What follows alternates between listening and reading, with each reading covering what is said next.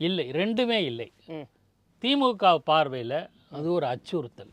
ம் ம் ம் ஏன்னா நீங்கள் விஜய்க்கு கூடுகிற கூட்டத்தை பற்றி அதிகமாக விமர்சிக்கவில்லை அனைத்து இந்திய அண்ணா திமுக, ம் அதிகமாக கமெண்ட் பண்ணவில்லை பாஜக, ம் அதிகமாக எப்போதாவது பேசுகிறார் சீமான். ஆனால் நடுவுல அதிமுக தான் ரொம்ப எதிர்வினையாற்றி இருந்தது. அதுக்கு என்ன காரணம் சொல்லுது? டிசப்பாயின்மெண்ட். ம் கூட்டணிக்கு வருவாங்கன்னு எதிர்பார்த்தாங்க, வரல. அந்த ஏமாற்றத்தினுடைய விளைவாக தவிர அதுக்கப்புறம் எடப்பாடி பழனிசாமி விஜய் பற்றி பேசலை. ம் பிஜேபி அதை பற்றி பெருசாக கவலைப்படலை. அவங்களோட அஜெண்டா வேறு. அது ஒரு பக்கம். நாம் தமிழர் கூட தங்களுடைய ஓட்டு ஸ்ப்ளிட் ஆகுமோ, பிரிஞ்சு போயிடுமோ என்று கவலைப்பட்டிருக்கலாம். அதில் ஒரு ரீசன் கூட இருக்குது. ஆனால் அவர் ஆரம்பத்தில் சொன்னார், சரி இனிமேல் சொல்லி பிரயோஜனம் இல்லை அப்படின்னு வேறு பாதையில் திமுகவுக்கு எதிரான அணுகுமுறை அப்படி போயிட்டுருக்கார்.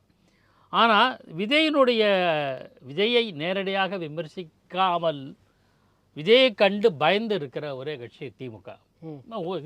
திமுக இல்லை திமுக கூட்டணி. திமுக நேரடியாக விமர்சனம் பண்ண தயங்குவது என்ன தெரியுமா? ஒருத்தரை அனாவசியமாக விமர்சனம் பண்ணால் அவங்களுக்கு தேவையில்லாத பப்ளிசிட்டி கொடுத்துட்றோம். இவங்க சொல்லி தான் இதே தெரியணுமா எல்லாருக்கும் பப்ளிசிட்டி? இல்லை பப்ளிசிட்டின்னா அரசியல் களத்தில் எம்ஜிஆரை திரும்ப எதிர்த்தாங்க. ஒரு தகவலை சொல்லி ஆகணும். நான் எம்ஜிஆர் கட்சி விட்டு நிற்கும் போது நிறைய போராட்டங்கள்லாம் அவர் களத்தில் இறங்கும்போது கலைஞர் கருணாநிதி ஜெயகாந்தனுக்கு கேட்டிருக்கார் யோசனை என்ன பண்ணலாம் அப்படி. ஏன்னா ஜெயகாந்தனும் எம்ஜிஆர் எதிர்த்து நாவலே எழுதியிருக்கார். அது ஒரு பக்கம். அந்த சமயத்தில் அவர் சொன்னார், இக்னோர் பண்ணுங்க அப்படின்னு ஜெயகாந்தன் சொன்னதாகவும் அவரே ஒரு மேடையில் சொன்னார். நான் இக்னோர் பண்ணுன்னு சொன்னேன், கருணாநிதி கேட்கல, இப்போது அவசப்படுறாரு அப்படி சொன்னார். கருணாநிதி இருந்த மேடையிலேயே சொன்னார். ஸோ இக்னோர் பண்ணுறது, அதாவது கண்டுக்காமல் விட்டுறது ஒரு வகையான ஸ்ட்ராட்டஜி தான். சரி, பல தலைவர்கள் விஷயத்தில் அப்படி தான் செயல்படுகிறார். எல்லா முதிர்ந்த அரசியல்வாதிகள் அந்த அணுகுமுறை தான் கையாளுவாங்க. ஆனால் இப்போ அதனால் விஜயை பற்றி சொல்லாமல், ஆனால் விஜயனுடைய வளர்ச்சியை கண்டு மறைமுகமாக கவலைப்படுகிறது. இல்லை, முதல்வரே ஒரு இடத்துல சொல்கிறாரு, நடிகர்கள் பின்னால் செல்லக்கூடிய கூட்டம்லாம் மாறிடும், அவங்களாம் திருந்தி இந்த பக்கம் வந்துடுவாங்க அப்படின்ற மாதிரியான ஒரு விஷயத்தை முதல்வரே சொல்லக்கூடிய அளவுக்கு, அதாவது நீங்கள் என்னதான் சொல்லனாலும் அவரை பற்றி பேச வேண்டிய ஒரு கட்டாயம் அவங்களுக்கு. அதுவே அவரது அச்சத்தின் வெளிப்பாடு. எனக்கு ஒன்றும் பயம் கிடையாது, நான் சொல்லிட்டு இருந்தால் என்ன அர்த்தம்? எனக்கு பயம் இருக்குன்னு அர்த்தம். அது மாதிரி விஜய், அதனால தான் திமுக அரசாங்கம் பல கட்டுப்பாடுகள் நிபந்தனைகள்லாம் போட்டு இது பண்ணது. எல்லா கரூர் சம்பவம் வரையில் உங்களுக்கு எல்லாம் தெரியும். அது சர்ச்சைக்கு நான் போக விரும்பலை.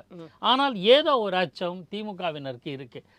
என்ன காரணமாக இருக்கும் நான் கருதுறேன்னா, நான் இதை முடிவாக சொல்லலை, என்னுடைய கருத்தை சொல்லலை.